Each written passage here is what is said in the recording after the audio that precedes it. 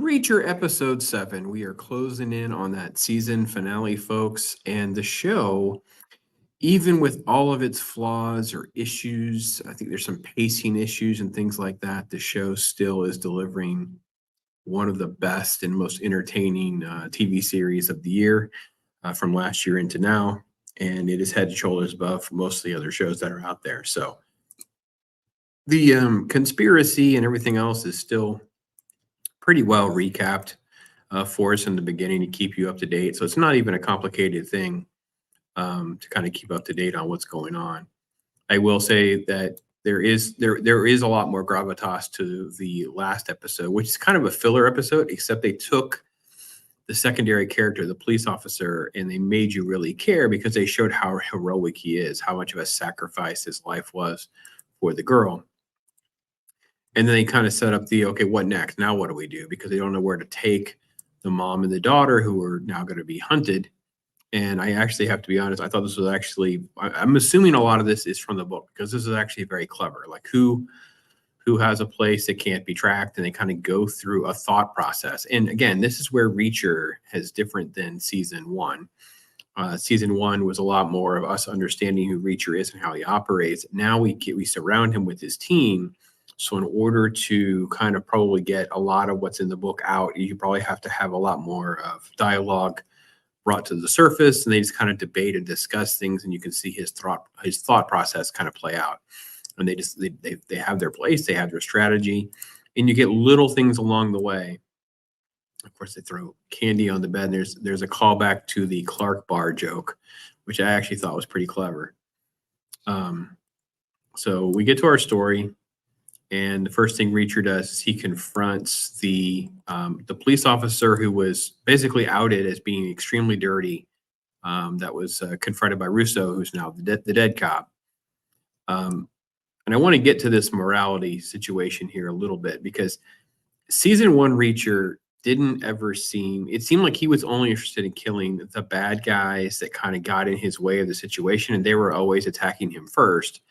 And here in this scene, we have it happen in a couple other places, even in this episode. But here, it's like he didn't have to kill this guy. He takes the dirty money, kind of like, to throw it to pay off his debt, kind of thing, and stuff like that. So the morality and stuff is a lot cloudier in season two, and particularly within the last couple episodes. This one in particular. And I'm not saying I'm totally throwing the baby out with the bathwater or anything like that. Here we really get a great moment between the characters, because the secondary characters that exist never sort of like take away from Reacher himself. Like he's the title character, it's about him, and all of that is maintained. I don't ever feel as though any of that is sort of like been lost. And I think that is what sets this show apart from many other shows, because if you look at some other show, O'Donnell or one of the ladies would be center stage more often, and Reacher would be taking a back seat. Here you just get a quick little glimpse of O'Donnell interacting with his kid. It sort of creates like the emotional connection that you would need to know he's missing his kids. And of course, I think it's Dixon that chimes in and makes a comment about, you don't have to stick around. We can go from here without you. You can go home. So all really good stuff. The depth of the show that it needs to have. Then we have the flashback. So the flashback.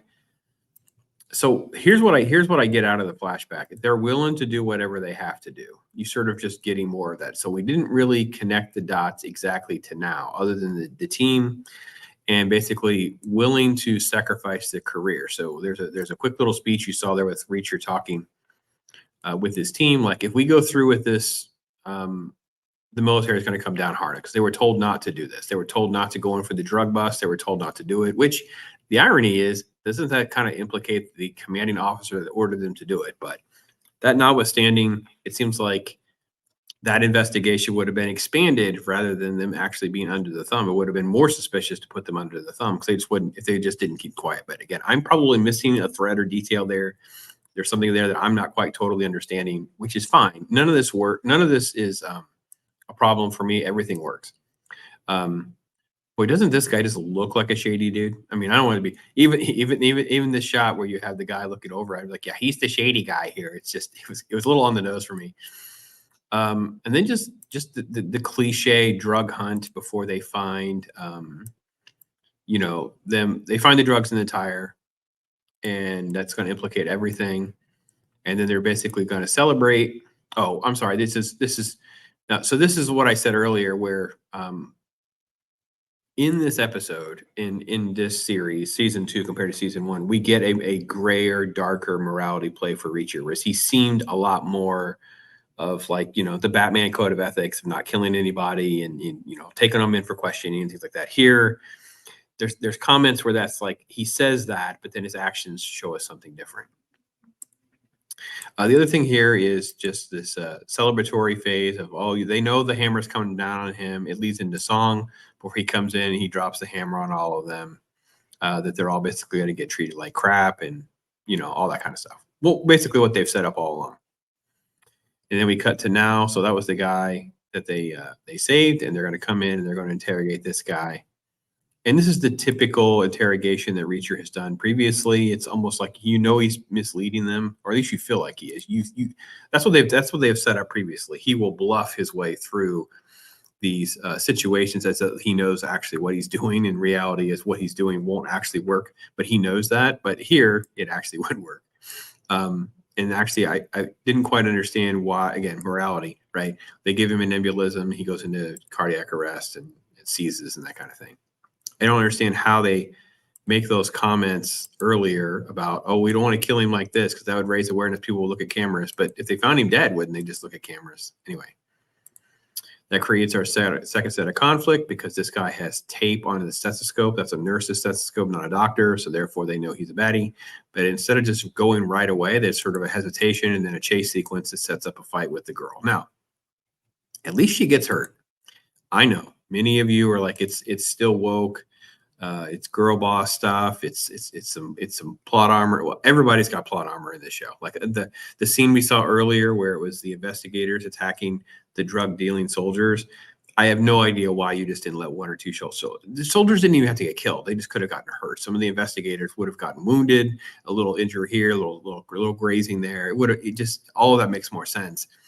No, we don't do that. Anyway, so she does get a couple flesh wounds before you end up with the sort of like the accidental death where he throws him down, but the saw that he has here in his hand is on the floor, so therefore it gets and kills him.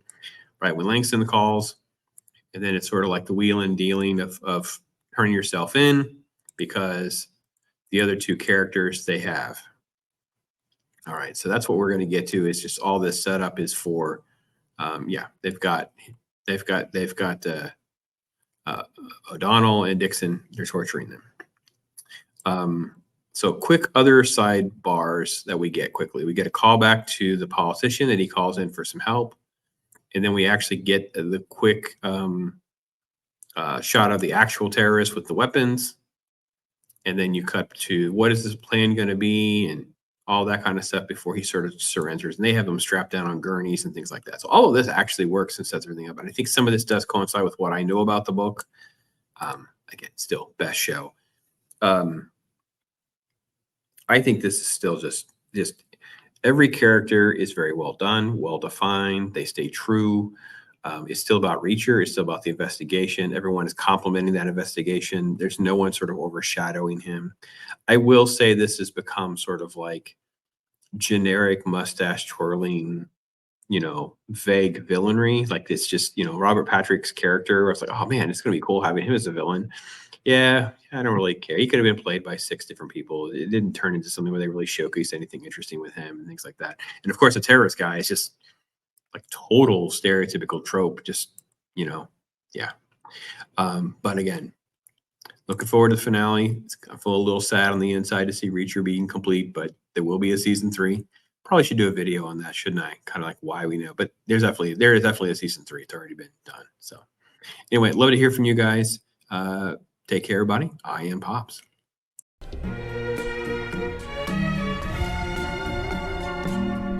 Yeah. Right?